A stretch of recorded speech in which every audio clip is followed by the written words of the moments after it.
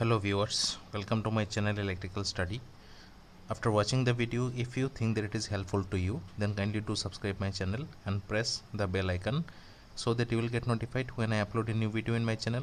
Also request you all to kindly do like and share my video as much as possible. तो DC machine का हमारा जो series अभी चल रहा है उसमें हमने प्रीवियस वीडियो में डिस्कस किया था कि किस तरह से हम लोग जो DC generators different DC generators है उसका सर्किट डायग्राम को यूज़ करके न्यूमेरिकल जो फार्मूला है उसको किस तरह से डिराइव कर सकते हैं उसके बारे में डिस्कस किया था। अगर आप लोगों ने उस वीडियो को वॉच नहीं किया तो उसका जो प्लेलिस्ट का लिंक है वीडियो का डिस्क्रिप्शन बॉक्स में होगा। सिंपली आप लोग डिस्क्रिप्शन बॉक्स को विजिट करके पहले वो वीडियो को वॉच कीजिए, जिससे जो बेसिक कॉन्सेप्ट है वो क्लियर हो जाएगा। राइट, आज के वीडियो में हम लोग डिस्कस करेंगे different characteristics of DC generator. Okay, so DC generator का जो कैरेक्टरिस्टिक्स है उसमें हम लोग आज स्टार्ट करेंगे कैरेक्टरिस्टिक्स का जो क्लासिफिकेशन है उससे। Okay, so basically DC generator का जो कैरेक्टरिस्टिक्स है उसको हम लोग 3 कैटेगरीज में डिवाइड कर सकते हैं। फर्स्ट कैटेगरीज को हम लोग बोलते हैं मैग्नेटाइजेशन कैरेक्टरिस्टिक्स, उसका और एक नाम है उसको हम लोग बोलेंगे ओपन सर्किट कैरेक्टरिस्टिक्स, और उसको हम लोग नो लोड कैरेक्टरिस्टिक्स के नाम से भी जानते हैं। राइट, सो मैग्नेटाइजेशन कैरेक्टरिस्टिक्स उसका और एक नाम है ओपन सर्किट कैरेक्टरिस्टिक्स। मतलब ये क्या होता है, जनरेटर का जो सर्किट है उसको आउटपुट टर्मिनल्स को ओपन कंडीशन में कैरेक्टरिस्टिक्स ग्राफ को ड्रॉ किया जाता है। राइट, और उसको हम लोग नो लोड कैरेक्टरिस्टिक्स भी बोलते हैं। That means while doing the characteristics, while determining the characteristics, we always kept the load terminals open. Okay, मतलब उसमें किसी भी लोड कनेक्ट नहीं होगा। तो उसका जो कैरेक्टरिस्टिक्स डायग्राम होगा वो 2 पैरामीटर में हम लोग ग्राफिकल रिप्रेजेंटेशन को ड्रॉ करते हैं। राइट, सो फर्स्ट पैरामीटर होता है हमारा, क्योंकि ये नो लोड कंडीशन में होता है इसीलिए फर्स्ट वोल्टेज होता है। तो वोल्टेज को हम लोग बोलते हैं E0, that means no load voltage. Right, और नो लोड वोल्टेज को इंड्यूस होने के लिए हम लोगों को फील्ड में सप्लाई देना पड़ता है, इसीलिए फील्ड करंट के रेस्पेक्ट में हम लोग इस कैरेक्टरिस्टिक्स को ड्रॉ करते हैं। Okay, so that means no load characteristics और open circuit characteristics always drawn in between no load voltage and field current. Right, moving to the next classification which is called internal characteristics. Okay, so internal characteristics का जो graphical representation होता है उसको हम लोग draw करते हैं। हमारा जो जनरेटेड वोल्टेज होता है EG, उसको किसके रेस्पेक्ट पे ड्रॉ करते हैं, जो आर्मेचर करंट होता है उसके रेस्पेक्ट पे हम लोग ड्रॉ करते हैं। राइट, नेक्स्ट हमारा जो आता है वो होता है एक्सटर्नल कैरेक्टरिस्टिक्स। तो एक्सटर्नल कैरेक्टरिस्टिक्स मतलब सर्किट का जो एक्सटर्नल पार्ट होता है, दैट मीन्स लोड टर्मिनल्स होता है। लोड टर्मिनल्स में जो कैरेक्टरिस्टिक्स हम लोग ड्रॉ करते हैं उसको एक्सटर्नल कैरेक्टरिस्टिक्स बोला जाता है। तो लोड टर्मिनल पे 2 क्वांटिटी होता है, एक होता है हमारा लोड वोल्टेज V∠L और दूसरा होता है हमारा लोड करंट I∠L। राइट, सो इन दोनों पैरामीटर्स के बीच में हम लोग जो कैरेक्टरिस्टिक्स होता है उसको ड्रॉ करते हैं। राइट, और इसका V∠L भी कंसिडर किया जाता है या फिर हम लोग उसको EG जनरेटेड वोल्टेज भी इसको कंसिडर करते हैं। राइट, तो किसके रेस्पेक्ट पे ड्रॉ किया जाता है, जो लोड करंट होता है उसके रेस्पेक्ट पे ड्रॉ किया जाता है। Okay, now moving to the next part इस कैरेक्टरिस्टिक्स। आज हम लोग स्टडी करेंगे characteristics of separately excited DC generator. Okay, तो इसको क्यों हम लोग सेपरेटली एक्साइटेड बोलते हैं, क्योंकि इसका जो फील्ड वाइंडिंग है वो एक सेपरेट DC सप्लाई से हम लोग इसमें एक्साइटिंग करंट को फ्लो करवाते हैं। इसकी वजह से क्या होता है, जो फील्ड फ्लक्स होता है वो जनरेट करता है। इसके बाद अकॉर्डिंग टू फैराडेज लॉ हमारा जो मशीन है इससे हम लोग आउटपुट वोल्टेज को जनरेट करते हैं। सर्किट डायग्राम सिंपल है, इसका बीच में देखिए यहाँ पे क्या है, आर्मेचर है। तो आर्मेचर में जो वोल्टेज जनरेट होगा उसको हम लोग क्या बोलेंगे, EG। आर्मेचर में कंडक्टर्स है, उस कंडक्टर्स के रेजिस्टेंस को हम लोग बोलेंगे आर्मेचर रेजिस्टेंस R∠A। राइट, इसके बाद अगर यहाँ पे वोल्टेज जनरेट होगा तो उसका करंट भी होगा। तो करंट हमने कंसिडर किया है I∠A, that means armature current. Right, इसके बाद वो करंट क्या होता है, हमारा लोड टर्मिनल्स पे फ्लो करता है। यहाँ पे 2 टर्मिनल्स है, for example terminal A and terminal B। इन दोनों टर्मिनल के बीच में हम लोग लोड को कनेक्ट करते हैं। सो दैट मीन्स जो करंट लोड के थ्रू फ्लो करेगा उसको हम बोलेंगे लोड करंट I∠L। और इस सर्किट में लोड और आर्मेचर सीरीज़ में कनेक्ट होता है, इसीलिए जो आर्मेचर करंट होता है वो हमेशा लोड करंट के इक्वल होता है, राइट। और लोड के अक्रॉस जो वोल्टेज होता है उसको हम V से डिनोट करते हैं, इसको टर्मिनल वोल्टेज बोला जाता है, राइट। और जो फील्ड वाइंडिंग होता है वो पैरेलल में कनेक्ट होता है और सेपरेट एक DC वोल्टेज सोर्स से। जो करंट यहाँ पे फ्लो करेगा उसको हम लोग फील्ड करंट बोलते हैं, I_F। ओके, तो हमारा जो कैरेक्टरिस्टिक्स है, कैरेक्टरिस्टिक्स मैंने पहले ही बोला है कि इसमें जो नो लोड कैरेक्टरिस्टिक्स या फिर ओपन सर्किट कैरेक्टरिस्टिक्स है वो वोल्टेज और फील्ड करंट के बीच में होता है। इंटरनल कैरेक्टरिस्टिक्स वोल्टेज और आर्मेचर करंट के बीच में होता है, और एक्सटर्नल कैरेक्टरिस्टिक्स वोल्टेज और लोड करंट के बीच में ड्रॉ किया जाता है। Okay, so now let's draw the characteristics and discuss about the important points.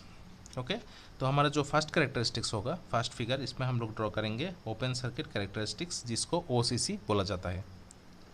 तो ओपन सर्किट कैरेक्टरिस्टिक्स किसके बीच में होता है? जो आउटपुट नो लोड वोल्टेज होता है, इसको नो लोड कैरेक्टरिस्टिक्स भी बोला जाता है, राइट, नो लोड कैरेक्टरिस्टिक्स। तो इसीलिए नो लोड वोल्टेज होता है हमारा E0 और फील्ड करंट होता है I_F, राइट। इसका जो कैरेक्टरिस्टिक्स होता है, कैरेक्टरिस्टिक्स कुछ ऐसा होता है, राइट, कुछ ऐसा होता है। तो फर्स्ट ऑफ ऑल हम यहाँ पे नाम देते हैं, यहाँ से होता है O पॉइंट, यहाँ पे होता है A पॉइंट, राइट। इसके बाद हमारा होता है यहाँ पे आप लोग दीजिए B पॉइंट, राइट। इसके बाद हमारा आता है C पॉइंट। ओके, तो जो ओपन सर्किट कैरेक्टरिस्टिक्स कुछ ऐसा होता है, राइट।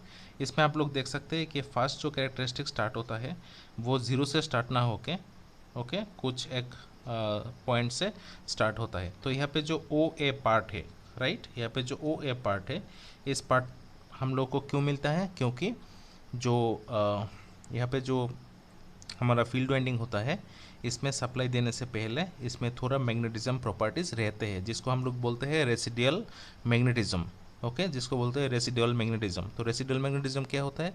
मतलब इसका सप्लाई देने से पहले इसमें थोड़ा मैग्नेटिक प्रॉपर्टी एग्जिस्ट करता है, राइट। अगर मैग्नेटिक प्रॉपर्टी एग्जिस्ट करेगा तो थोड़ा small amount of magnetic fluxes भी होगा, राइट। और थोड़ा small amount of magnetic fluxes होगा तो यहाँ पे small amount of EMF, that means voltage भी होगा। इसीलिए जब देखिए आप लोग फील्ड करंट का वैल्यू 0 है, तब जब वोल्टेज है, वोल्टेज का वैल्यू होता है हमारा OA। ओके, मतलब थोड़ा ऊपर से ग्राफ स्टार्ट होता है।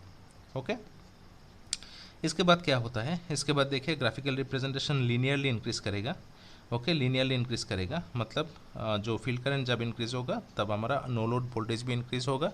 तो लीनियर क्यों होता है? क्योंकि इस पार्ट में हमारा जो रिलक्टेंस होता है वो नेग्लिजिबल होता है, राइट, इसीलिए वो लीनियर इंक्रीमेंट करेगा। इसके बाद हमारा B पॉइंट पे आने के बाद लीनियर जो कर्व है वो चेंज होता है, थोड़ा थोड़ा बेंड होता है यहाँ पे, क्योंकि इस पॉइंट पे B और C वाला बीच के जो पॉइंट है, इसमें हमारा जो रिलक्टेंस का पार्ट होता है, रिलक्टेंस थोड़ा इंक्रीज होता है, इसीलिए जो लीनियर ग्राफिकल रिप्रेजेंटेशन है वो थोड़ा चेंज हो जाता है। और C पॉइंट होता है हमारा सेचुरेशन पॉइंट। इस पॉइंट के जाने के बाद हमारा जो रिलक्टेंस होता है वो मैक्सिमम होता है, क्योंकि फ्लक्स डेंसिटी इंक्रीज होता है, राइट, इसीलिए हमारा जो ग्राफ है वो फॉल करने लगता है, राइट। तो इस तरह से हम लोग जो ओपन सर्किट कैरेक्टरिस्टिक्स या फिर मैग्नेटाइजेशन कैरेक्टरिस्टिक्स या फिर नो लोड कैरेक्टरिस्टिक्स उसको ड्रॉ कर सकते हैं। यहाँ पे मैंने बोला था फर्स्ट कैरेक्टरिस्टिक्स इज मैग्नेटाइजेशन और ओपन सर्किट कैरेक्टरिस्टिक्स और नो लोड कैरेक्टरिस्टिक्स, जो हम लोग नो लोड वोल्टेज और फील्ड करंट के बीच में ड्रॉ करते हैं, राइट। नेक्स्ट वाला जो होता है वो होता है हमारा EG versus IA, that means generated voltage और आर्मेचर करंट के बीच में। ओके, सो हम लोग देखते हैं किस तरह से हम लोग इसको ड्रॉ कर सकते हैं। तो यहाँ पे होता है EG, यहाँ पे होता है आर्मेचर करंट IA, राइट। तो आर्मेचर करंट जो होता है वो पहले हमने देखा है कि लोड करंट के इक्वल होता है, राइट। तो हम लोग आर्मेचर करंट की जगह पे लोड करंट भी लिख सकते हैं। ओके, तो देखिए आप लोग समझ सकते हैं कि यहाँ पे जो पॉइंट है वो 0 पॉइंट होता है ग्राफ का, राइट। इस पॉइंट पे अगर लोड करंट 0 होता है तब हमारा जो वोल्टेज होगा, वोल्टेज इंक्रीज करेगा, क्योंकि वहाँ पे रेसिडुअल मैग्नेटिज्म होता है। Due to residual magnetism voltage पहले ही इंक्रीज किया जाता है, राइट, पहले ही वोल्टेज का वैल्यू इंक्रीज रहता है। तो जब हमारा करंट 0 होता है इसी पॉइंट पे, ड्यू टू रेसिडुअल मैग्नेटिज्म हमारा वोल्टेज EMF जनरेट होने लगता है, इसीलिए जो ग्राफ है वो एक पॉइंट से स्टार्ट होता है, ओके। इसके बाद क्या होता है, इसके बाद हमारा इंटरनल कैरेक्टरिस्टिक्स जो है, इंटरनल कैरेक्टरिस्टिक्स आर्मेचर करंट के साथ होता है। ओके। तब अब अभी देखिए आप लोग, जनरेटर में क्या होता है, वोल्टेज इंड्यूस होता है, राइट। इसके बाद यहाँ पे क्या होगा, यहाँ पे आर्मेचर रिएक्शन होगा। ओके। तो आर्मेचर रिएक्शन के लिए हमारा जो ग्राफिकल रिप्रेजेंटेशन थोड़ा ड्रॉप करेगा, राइट। तो आप लोग देख सकते हैं यहाँ पे जो ड्रॉप है ये ड्यू टू आर्मेचर रिएक्शन, ये होता है ड्यू टू आर्मेचर रिएक्शन, थोड़ा ड्रॉप होता है। सो दैट मीन्स यहाँ पे हमने जो ग्राफ अभी मिला है वो होता है हमारा इंटरनल कैरेक्टरिस्टिक्स। ओके। ये ग्राफ होता है हमारा इंटरनल कैरेक्टरिस्टिक्स। तो इंटरनल कैरेक्टरिस्टिक्स किसके बीच में होता है, आर्मेचर करंट और वोल्टेज के बीच में होता है। मतलब इंटरनल कैरेक्टरिस्टिक्स मिलने के पहले हमारा आर्मेचर रिएक्शन का इफेक्ट इसमें आता है, राइट। नेक्स्ट जो कैरेक्टरिस्टिक्स आता है वो होता है हमारा एक्सटर्नल कैरेक्टरिस्टिक्स, राइट। तो एक्सटर्नल कैरेक्टरिस्टिक्स हम दो यहाँ पे हमारा जो जनरेटेड वोल्टेज होता है और जो लोड करंट होता है इसके बीच में हम लोग ड्रॉ करते हैं, राइट। तो इसी ग्राफ में, सेम ग्राफ में हम लोग डिस्कस करेंगे एक्सटर्नल कैरेक्टरिस्टिक्स को। तो आप लोग देखिए यहाँ पे जो आर्मेचर होता है इसमें वोल्टेज जनरेट होगा, इसके बाद आर्मेचर रिएक्शन होता है, राइट। तो आर्मेचर रिएक्शन को हमने यहाँ पे कंसीडर किया। अभी आर्मेचर रिएक्शन के बाद यहाँ पे जो आर्मेचर होता है इसमें कंडक्टर होता है, तो कंडक्टर के अक्रॉस क्या होगा, वोल्टेज ड्रॉप होगा। वोल्टेज ड्रॉप होने के बाद हमारा लोड के अक्रॉस करंट फ्लो होगा, राइट।